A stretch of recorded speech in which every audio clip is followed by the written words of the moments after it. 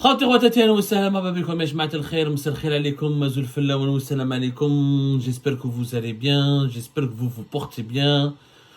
C'est pas utile de vous dire comment je me sens, ce n'est pas même pas important. Ce qui est important, c'est que vous puissiez comprendre avec nous les dessous de l'actualité algérienne. Et aujourd'hui, nous avons appris qu'un coup de théâtre s'est déroulé, ou là, s'est produit hier soir. Nous sommes aujourd'hui le 6 mai 2024, hier le 5 mai 2024, 10 jours après son arrestation, 10 jours, jour pour jour après son arrestation, Farid Zindine Benchir, l'ancien patron de la police algérienne, l'actuel dirigeant le plus sulfureux, le plus controversé, pour ne pas dire le plus scandaleux du régime Tebboune, a été remis en liberté. Il a quitté son centre où il a été, le centre de Ben Aknoun, le centre du SCOMI, géré par la Direction centrale de la sécurité militaire, de la sécurité de l'armée, à savoir le service de renseignement militaire, où il était placé en garde à vue à Ben Aknoun, dans une caserne à Ben Aknoun. Farid Zindine Benchir, il a été officiellement remis en liberté. Remis en liberté après avoir passé 10 jours de garde à vue et après avoir été placé sous enquête par le SCOMI, qui est le service central des investigations militaires.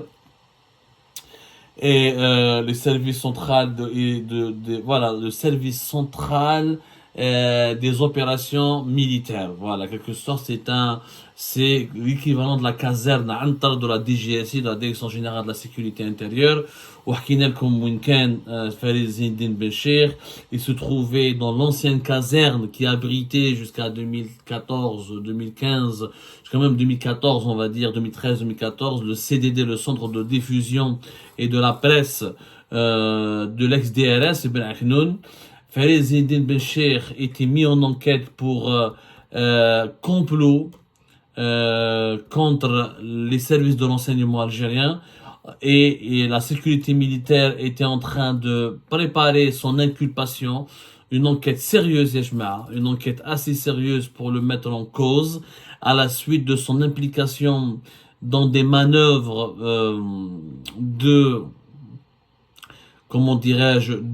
dans des manœuvres de sabotage et de déstabilisation des services secrets algériens. Je vous rappelle que cette affaire qui fait couler beaucoup d'encre est l'affaire la plus bizarre du monde. Alors, Farid Zindine Benchir a été remis en liberté. L'un de ses principaux adjoints et principaux collaborateurs quand il dirigeait la DGSN de mars 2021 à janvier 2024, le commissaire divisionnaire Tarek Keskes, qui était l'ex-patron de l'Office central de lutte contre le crime organisé de Sahaoula, l'organisme le plus influent, le plus important de la police algérienne, de février 2022 jusqu'à fin juillet, début août 2023, a été lui aussi remis en liberté.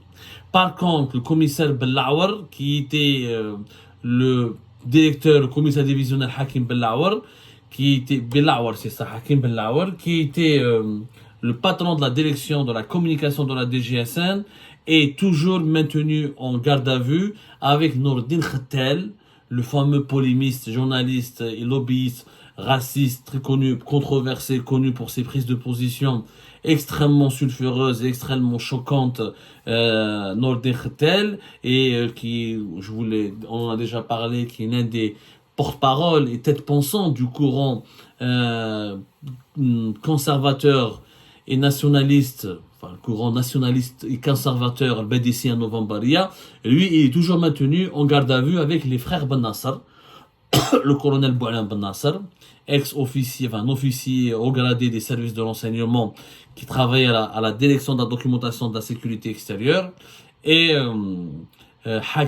comment il s'appelle, Nasser Ben Nasser, un commissaire de la police qui était un ancien de la police judiciaire, qui travaillait à la sûreté de la Daïra de Harash et de la sûreté de la Daïra de Belmondraïs. Il a même travaillé au niveau de l'aéroport international d'Alger aussi, à la PAF, à la police aux frontières. On n'y comprend plus rien. En fait, on sait ce qui s'est passé. Malheureusement, le téléphone n'a pas sonné. En Algérie, le téléphone ne sonne pas. Le téléphone, il frappe. Malheureusement, le téléphone a frappé. Des interventions d'en haut, depuis le palais présidentiel d'Al-Mouradia, ont obligé la sécurité militaire et les enquêteurs de la DCSA à remettre en liberté, à relâcher Farid Zindine Benchir. L'enquête de la DCSA a été sabotée. Faut dire la vérité, l'enquête a été sabotée. Farid Eddin Ben Cheikh a été libéré en dépit de toutes les preuves irréfutables qui ont été collectées, collectionnées, recueillies et et recueillies contre lui. يعني تقبلها يما هذا فارس الدين بن شيخ. Et malgré ça, il a été remis en liberté. Pourquoi? Parce que, je l'ai déjà dit, le sort de Farid Eddin Ben Cheikh est directement lié au sort du régime Tebboune. Si Farid Eddin Ben Cheikh avait été inculpé et présenté devant les juges du tribunal militaire de Bilidaï, incarcéré, c'est le régime Tebboune qui allait s'effondrer. Parce que c'est la boîte noire. La boîte noire du régime Tebboune, c'est Farid Ben Cheikh. De 2021 à 2024, toutes les opérations de manipulation, toutes les fausses enquêtes, toutes les opérations de lobbying, tous les complots qui ont été initiés au sein du régime contre une partie importante du régime, qui sont les services secrets et l'état-major de l'armée, ont été l'instrument principal de toutes ces manœuvres et ces complots et ces manigances, la DGSN de Farid Eddin Ben Cheikh. Lequel Ben Cheikh, il parle, il avoue, il dévoile comment il collaborait avec les conseillers d'Abdelmajid Tebboune et comment il bénéficiait, comment il manipulait Abdelmajid Tebboune et comment Abdelmajid Tebboune lui faisait aveuglément confiance. C'est tout le système Tebboune qui allait s'effondrer. Parce que si on juge Ben Cheikh, il faudra juger celui qui l'a nommé. Si on juge et on emprisonne Ben Cheikh, il faudra demander des comptes et réclamer des explications à celui qui l'a protégé de 2021 à 2024, à celui qui l'a couvert, à celui qui a octroyé tous les pouvoirs sécuritaires les plus sensibles du pays, au point où les services secrets ont perdu beaucoup de leurs prérogatives et au détriment de la DGSN, de la police nationale, parce qu'au niveau de la présidence, on voulait faire de la DGSN la super institution sécuritaire la plus puissante du pays et الركيزة الأساسية في المنظومة الأمنية تاع الجزائر. يعني le pilier des institutions sécuritaires du pays, c'était la police nationale, c'était la DGSN à l'époque entre 2021 et 2024. Ben Cheikh, si Ben Cheikh a été emprisonné, il ne pouvait pas y avoir de deuxième mandat. Je pense qu'il ne pourrait même pas y avoir d'élection tout court. Parce qu'il traîne derrière lui un conteneur de scandales. Intelligence avec ennemi, haute trahison, enrichissement illicite à l'étranger, faux usage de faux, trafic de documents, divulgation d'informations de documents confidentiels, complot contre l'autorité de l'État, atteinte à la sécurité de l'État, complot contre comment dirais-je, complot contre la tentative de déstabilisation de l'État, manipulation ordurière. Farid Eddin Ben Cheikh, il était de tous les mauvais coups. Tous les mauvais coups que nous avons connus, ou là qui ont caractérisé le mode de gouvernance du régime Tebboune, تلقى Farid Eddin Ben Cheikh. باش نتفاهموا مليح. احنا حكينا فيها الجيلي بارت وعطينا بلي دوكيومون. Comment de 2004 à 2010 et de 2010 à 2014 et de 2014 jusqu'à même 2017 voire 2018, comment il collaborait avec de hauts responsables des services de l'enseignement israélien, comment il échangeait, il travaillait, il collaborait dans un cadre universitaire extrêmement opaque, extrêmement troublant, extrêmement douteux, sans disposer de la moindre autorisation délivrée par les autorités algériennes, sans avoir dit la vérité aux autorités algériennes. Il profitait d'un cadre d'échange universitaire et académique pour entrer en contact et travailler directement avec des hauts responsables, d'anciens responsables ou des têtes pensantes des services de l'enseignement français, britanniques et américains et occidentaux et israéliens.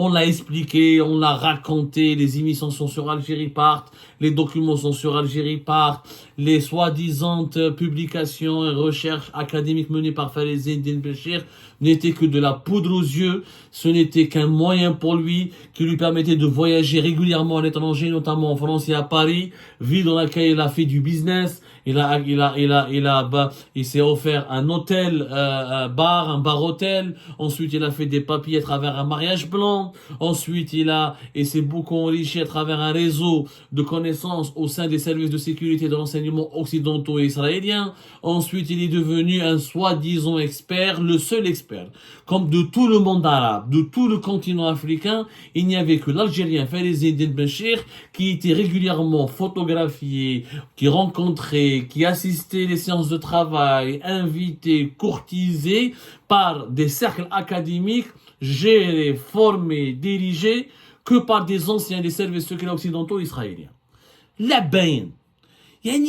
L'enquête de la DCSA, déjà, elle était claire, son aboutissement et ses conclusions étaient claires, nettes et précises. Même l'objectif principal de cette affaire, c'est de démontrer que Nordin Khattel a travaillé sous les ordres, sous les instructions des responsables de la DGSN pour divulguer sur les réseaux sociaux, pour manipuler des activistes et des youtubeurs basés à l'étranger afin de les entraîner dans des campagnes de dénigrement, d'insultes, d'injures et de déstabilisation des hauts responsables, des principaux hauts responsables des services secrets algériens, notamment de l'enseignement extérieur et de l'enseignement intérieur, contre lesquels Fares Eddine Benchir était en guerre et en lutte d'influence parce qu'il voulait il voulait convaincre et persuader la présidence de la République que le pays serait stable, serait sûr, avec une police nationale très forte, prérogatives extrêmement élargies, au détriment des services secrets qui ne devraient pas bénéficier de la confiance du président, qui ne devraient pas qu'on devrait dégraisser, affaiblir, dont les prérogatives devraient être relativisées, limitées au profit de la police nationale. Il voulait faire de la police l'institution sécuritaire qui domine l'architecture de la défense nationale et de la sécurité nationale en Algérie. Son objectif, c'était clair.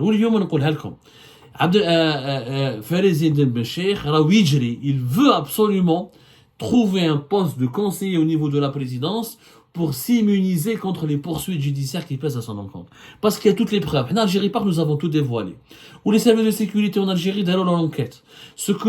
Il y a des choses que nous n'avons pas encore voulu dire, parce que nous n'avons pas voulu offusquer les Algériennes et les Algériens, et on ne veut pas ridiculiser la justice et les services de sécurité. Parce que si on continue à faire l'étalage de toutes les informations que nous avons pu recouper et confirmer sur les pratiques extrêmement immorales et illégales de Fares Eddine Benchir, notamment dans ses rapports, dans ses relations avec des agents de puissance étrangère,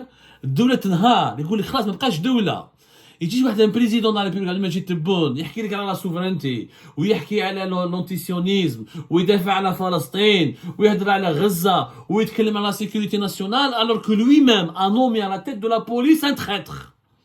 Il a nommé à la tête de la police un agent attitré et un collaborateur attitré et l'ami des services de renseignement occidentaux israéliens. Quelqu'un qui collaborait avec eux, qui travaillait avec eux, qui bouffait avec eux, qui dormait avec eux, qui gagnait de l'argent avec eux, et qui a obtenu des papiers en France à travers des activités, en partie grâce à des activités menées avec eux. Mais ça n'a plus de crédibilité, classe, on nage en plein folie.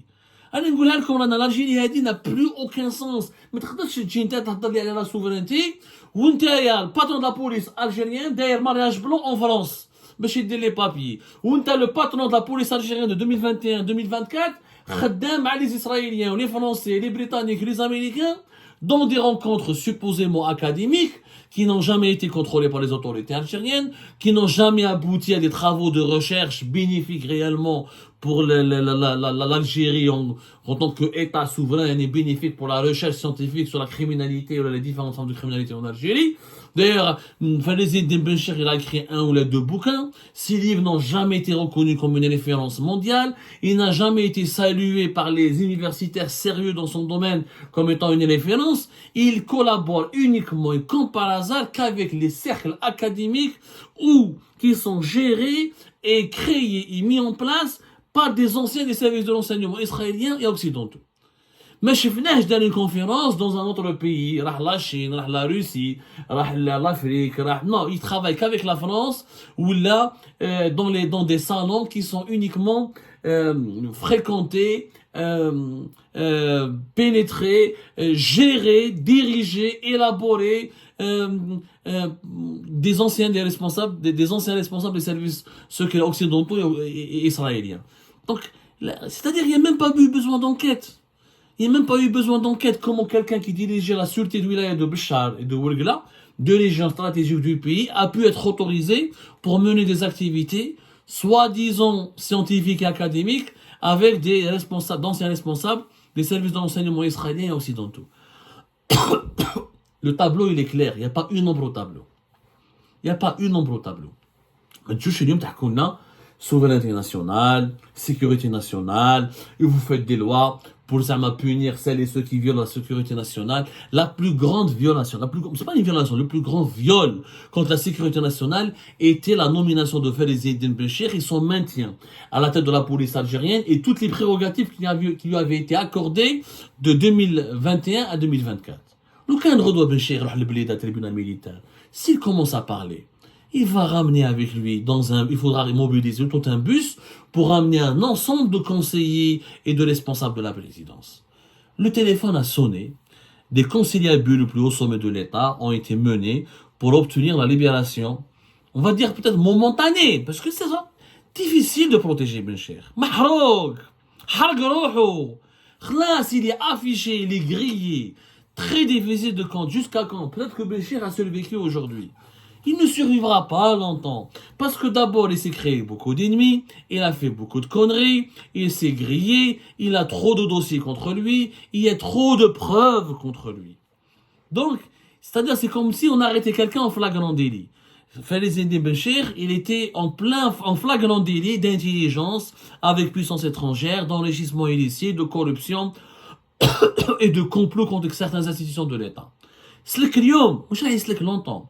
Et je pense qu'elle a été libérée aujourd'hui justement pour ne pas troubler le déroulement des élections présidentielles. Parce qu'encore une fois, son incarcération aurait compromis dangereusement le deuxième mandat de Tebboune et le déroulement des élections présidentielles. Comment on peut faire confiance? Comment un État qui avait pratiquement un agent étranger à la tête de la police nationale pourrait organiser une élection présidentielle? C'est pas possible. C'est pas possible. Donc, un agent étranger en plus, un agent qui a un haut responsable qui a tout fait pendant 3 ans pour affaiblir les services secrets, qui sont la vitrine de la défense nationale de l'Algérie depuis l'indépendance. La révolution algérienne jusqu'à l'Algérie contemporaine, les services secrets en Algérie, c'est la vitrine, c'est le pilier, c'est l'armure de la défense nationale du pays. Félix Eddin Benchir حاب يكسر l'armure باش يحط la police nationale comme étant l'institution mère et l'institution suprême. Moi, je suis pas en train de défendre quiconque. Moi, je rapporte des faits que nous avons pu prouver. Ce sont des faits dont certaines informations sont open source et d'ordre public. Nous n'avons pas révélé contre la France ou contre. On n'est pas en train de dire qu'il faut être contre anti-français, anti-israélien ou l'anti-britannique ou l'anti-américain pour parler de Benchir. Non. Nous défendons l'intérêt général et la manifestation de la vérité. La vérité est que M. Félix Eddin Benchir est un individu suspect, est un individu qui a roulé pour l'étranger, qui s'est enrichi à l'étranger, qui a fait ses papiers à l'étranger, qui a arrangé, qui a défendu ou qui se comportait de façon à ce que les intérêts étrangers profitent davantage que l'intérêt général en Algérie. Maintenant, on aurait aimé que la DCS enquête, on aurait aimé que la justice militaire enquête, mais pendant ce temps-là, au lieu d'enquêter avec Félix Eddin Benchir, on le libère, et on libère M. Keskes, sur lequel j'ai d'ailleurs beaucoup de choses à dire. On lui réserve un numéro spécial sur Keskes et ses Keskes, son business, ses allées-venues en France, soi-disant pour soigner sa fille, alors qu'il menait des soirées dans certains endroits extrêmement sulfureux. Il y a eu même des vidéos qui ont pu le filmer, il y a eu des images, et tout ça, et nous avons consulté toutes ces images-là. On en reparlera d'autres Keskes plus tard.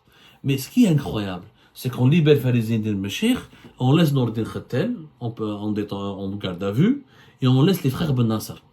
Donc le téléphone a sonné, a frappé pour Benchir et Keskes, mais il n'a pas pu frapper pour Nourdine Khattel et frère Ben Nasser. Pourquoi? Parce que Khattel, s'il est sacrifié, ça ne va pas remettre en danger le deuxième mandat de Tebboune, ça ne va pas mettre en danger la campagne électorale de Tebboune.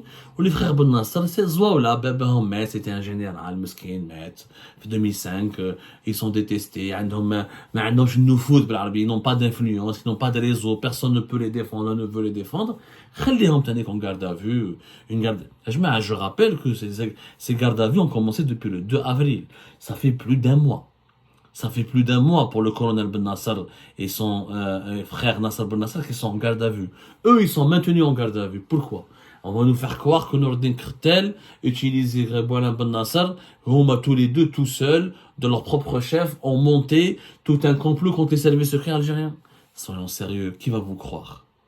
Et avec la complicité de Nasser, ou Nasser c'est quoi Nasser Ben Nasser, واش كان يبعث les pigeons de l'aéroport d'Alger vers l'Angleterre et le Maroc et la France pour te faire fuiter des informations confidentielles. Arrêtons, soyons sérieux. Les véritables responsables sont Velezine Benchir. C'est le patron de la DGSN, c'est Tarek Keskes, c'est lui qui a arrêté les gens pour leur arracher des aveux. Il a même utilisé des agents de Sahaoula pour monter des dossiers contre les responsables des services secrets de service de l'enseignement intérieur et des services de l'enseignement extérieur. Et quand je dis ça, je défends pas les services de l'enseignement, je m'en fous. C'est à eux de se défendre là. S'ils étaient réellement solides et sérieux, ils n'auraient pas pu être humiliés. S'ils étaient vraiment, s'ils étaient une institution digne de ce nom, ils n'auraient pas pu être humiliés comme ils ont été humiliés de 2021 à 2024. Moi, je dis la vérité des faits. C'est que la police, où on a utilisé l'Office central de lutte contre le crime organisé de Sahaoula, ils ont préfabriqué 1000 dossiers, comme le dossier d'Algérie Part. Les DROF décembre 2022, janvier 2023, ils ont essayé de faire croire à la justice et à l'opinion publique et à la présidence que Algérie Part est une boîte noire utilisée par les services secrets pour diffuser des informations contre Tebboune. Et quand ils ont vu que nous avons diffusé des informations contre Tebboune, contre Chengriha, que nous sommes neutres, que nous avons dénoncé tout le monde et qu'on est indépendant, que malgré l'arrestation de l'un de nos collaborateurs et de 16 de nos sources à Alger, on a des dizaines et des centaines d'autres sources qui continuent de travailler, que le fleuve Algérie Part est un fleuve tranquille qui n'a pas pu être détourné de sa voie, ils se sont dit, voilà, ce récit n'avait plus aucun sens. C'était insensé de continuer de croire que Algérie Part est une boîte ou un outil ou une arme secrète des services secrets algériens. Les étiquettes les étiquettes sont tombées, mais les masques sont tombés. Ça fait les Tarek Keskes, Velezine Benchir, avec Nourdin Krtel, il divulguait des informations sur les réseaux sociaux pour noircir l'image et la réputation des hauts responsables des services secrets. Ils essayaient de convaincre certaines sources au sein même des déçus, des officiers, des désappointés, des officiers en colère, des déçus, des frustrés, parce que voilà, dans toutes les institutions, il y a des frustrés, il y a des problèmes internes, il y a des dysfonctionnements. Et ils essayaient de convaincre des membres des services secrets de témoigner, de leur donner des informations pour monter des dossiers contre les principaux responsables dans les services de l'enseignement intérieur et extérieur. C'est extrêmement grave ce qui s'est passé. C'est que la police est devenue, à l'époque de Velezine Benchir, une arme fatale pour détruire l'État depuis l'État algérien de l'intérieur. Il est comme un cancer. Et aujourd'hui, on le libère, on le remet en liberté parce que ça n'arrange pas Tebboune qu'il soit emprisonné, qu'il soit jugé, on l'a compris. Tebboune risque lui-même sa tête parce que c'est lui qui l'a nommé à la tête de la police, c'est lui qui l'a défendu, c'est lui qui l'a maintenu pendant 3 ans. Donc il risque sa tête et on laisse les frères Ben Nasser, Nourdin Krtel. Donc c'est des petits moutons qu'on peut sacrifier, qu'on peut égorger, parce qu'ils n'ont personne pour les défendre, il n'y a personne pour les parrainer, et ils ne connaissent pas beaucoup de secrets, jusqu'à preuve du contraire. Ils ne connaissent pas des secrets extrêmement angoissants pour le régime Tebboune, ou extrêmement compromettants pour le régime Tebboune. Voilà l'Algérie d'aujourd'hui. Les traîtres et les salopards sont protégés, promus, défendus. Les victimes, les mahgourines, on s'acharne encore contre eux, on les écrase, on les humilie. C'est cela la nouvelle Algérie. C'est malheureux, mais c'est ainsi.